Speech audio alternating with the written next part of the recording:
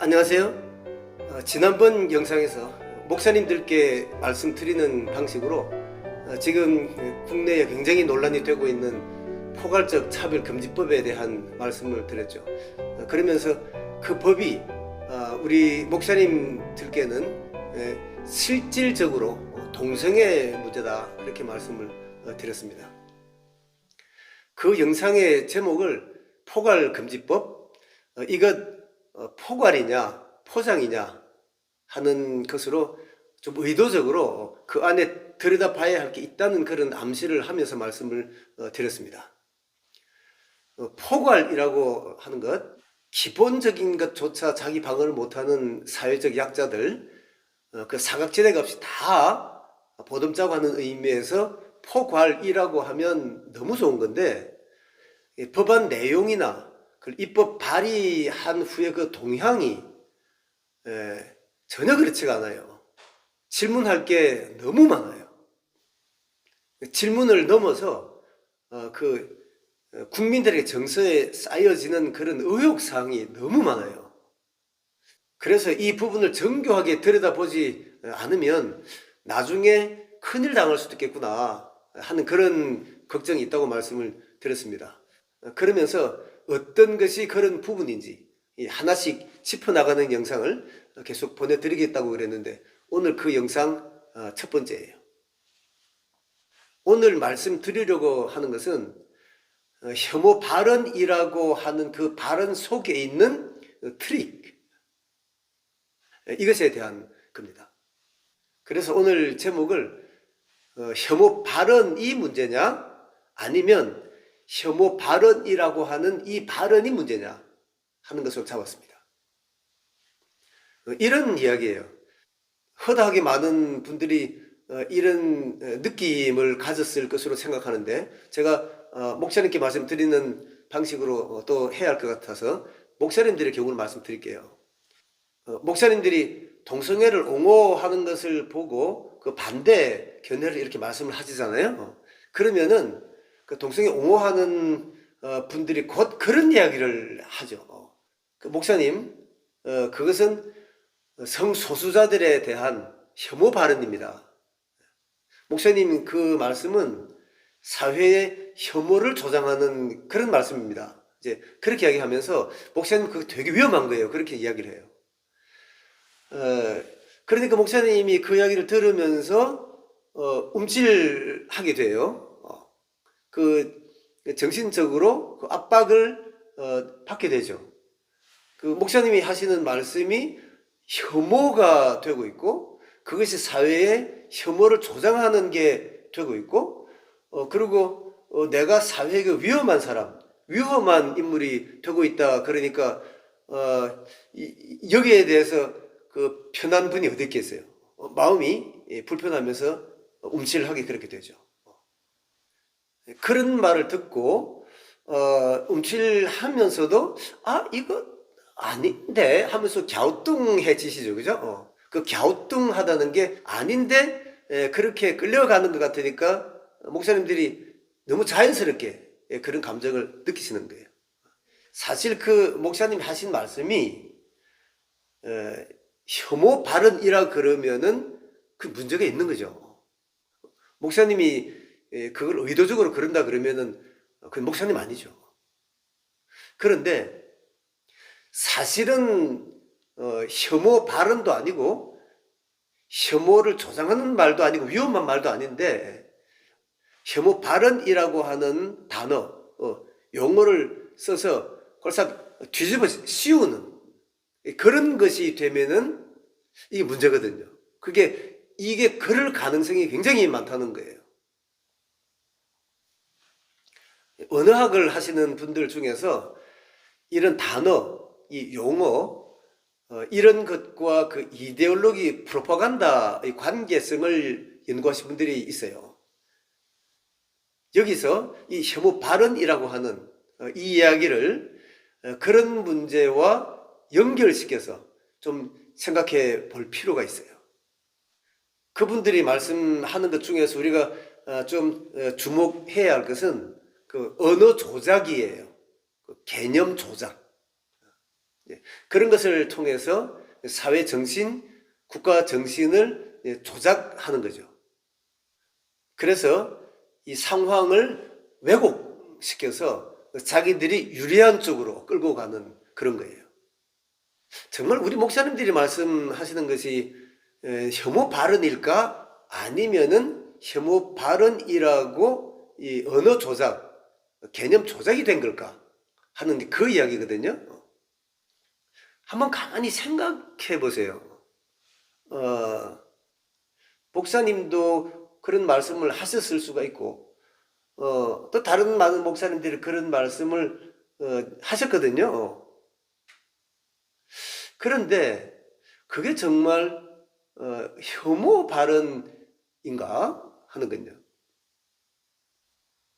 저는 동성애에 대해서 한 40년 전에 처음 그 생각을 했던 것 같아요. 제가 군복무할 때 그 대구에 있는 팔공선에서 근무를 했는데 이제 짧은 휴가를 마치면은 우리 장교들이 다 어느 그 다방에 모여서 올라가고 그랬어요. 그 다방에 들어갔는데 그 후배 장교가 그 사람 봤냐 그래서 왜 그랬더니만 동성애자래요. 그래서 뭐 그렇게 뭐 본 것도 아니고 그냥 뭐 화장을 좀 그렇게 하고 그래서 그냥 쓱 들어온 거니까 그래 이제 그러고 말았어요. 뭐 그러고 만 거죠. 뭐 더 생각할 것도 없고. 그리고 1970년, 80년대 경인데 그때 이제 동성애 문제가 이제 교회들에서 이야기하기 시작됐죠. 이제 미국 경우에 에이즈 이야기 같은 게 나와요. 그래서 동성애는 죄다.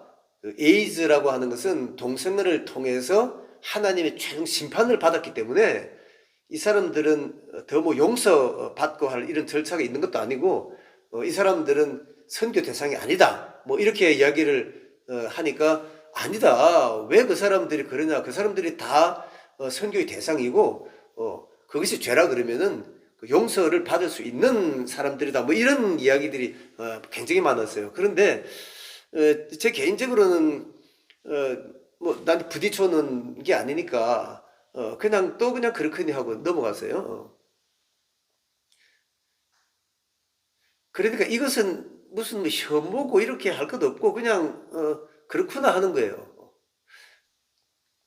1990년대, 그 2000년 들어서면서 우리 한국 상황에서도 그 커밍 아웃이라는 이야기가 나오죠. 그래서 연예인들 가운데 커밍 아웃 했다는 그런 분들이 나오고 방송 드라마 같은 것에서 그걸 다루는 걸 저희가 볼 수 있었죠. 그런데 이제 그때는 뭐 동성애를 뭐 미화한다 뭐 그렇게 이야기할 것이 있냐 싶지만 어쨌든 느낌에 뭔가 모르게 이 동성애에 대한 우리 생각을 그 인위적으로 그 의도적으로 그거를 좀 바꾸려고 하는 뭐 그런 게 좀 있다 이런 게 이제 느껴지는 거예요. 많이들 그렇게 느꼈죠. 그러니까 이거 이상해 아닌데 이제 요런 생각까지는 이제 하게 됐죠. 뭐 혐오는 아니에요. 그런데 이게 이제 2000년 넘어오고 이제 2010년 이렇게 넘어오면서 소위 한국의 진보 진영 분들이 하는 그 사회적 활동, 옛날에 운동이라고 그랬죠.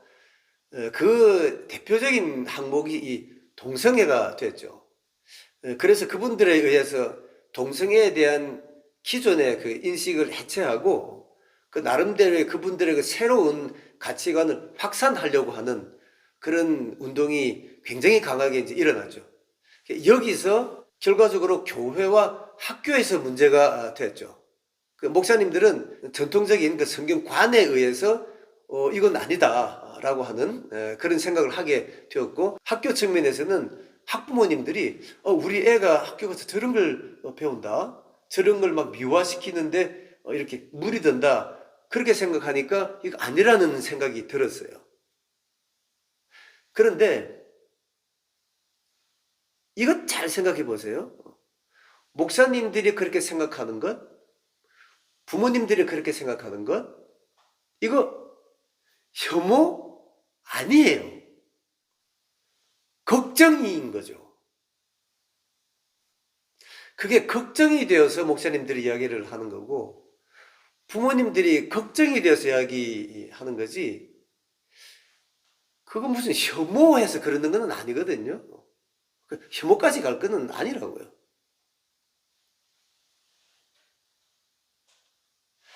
그래서 그런 걱정해서 하는 생각, 걱정해서 하는 말, 자녀들에게나 우리 교인들에게 하는 말이 혐오 발언이다. 사회적인 혐오를 조장하는 발언이다. 그거는 위험한 거다. 이렇게 언어학자들이 그 이야기하는 그 언어 조작이라 그럴까요? 개념 조작이라 그럴까요? 뭐 이런 것이 들어간 그 프레임, 이 프레임의 문제일 수 있다 하는 것을 생각할 수 있죠. 이 부분 좀 명쾌하게 잘 정리를 하고 계실 필요가 있어요. 목사님 그런 말씀은 그 성소수자들에 대한 폭력이에요. 그것은 고소 고발 당할 수 있어요. 뭐 이렇게 격하게 이야기를 안 하더라도 목사님 그거 혐오 발언이에요. 사회 혐오를 조장하는 거예요. 위험한 거예요. 뭐 이렇게 살짝 이야기를 해놔도 목사님 입장에서는 복잡해지는 거예요. 아 이게 무슨 혐오를 하고 사회 혐오를 조장하고 내가 위험한 인물이 되나? 뭐 이러면서 스스로 목사님들이 자기 검열을 하는 거예요. 그래서 그런 어떤 의견을 표명하거나 그런 데서 자유롭게 말씀을 하시는 것을 스스로 이제 억압하는 거예요. 이거 상당히 그 트릭에, 그 올가미에 그 걸려들었던 것일 수가 있어요.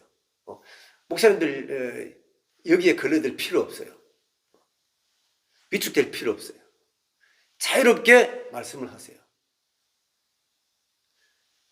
목사님들이 지금 말씀하시는 그것이 혐오 발언이다 라고 하는 그 혐오 발언이라고 규정하는 그것이 문제지 목사님들이 하시는 그 말씀이 혐오 발언은 아니에요.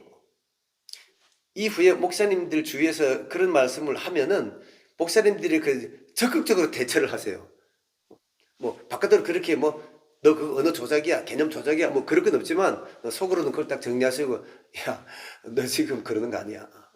이거는 혐오 아니야, 걱정이야.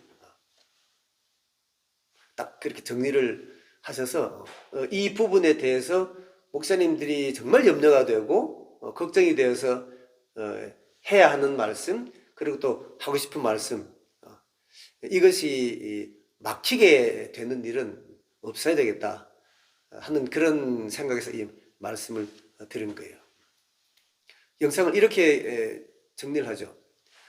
혐오라고 이야기하는 저희들의 그 말, 저희들의 그 발언이 문제냐 아니면 그 발언을 혐오 발언이라고 규정하는 것 그렇게 말하는 그 발언이 문제냐 하는 것 요거 예민하게 잘 분리해서 생각하고 대처를 하자 하는 그런 말씀이에요.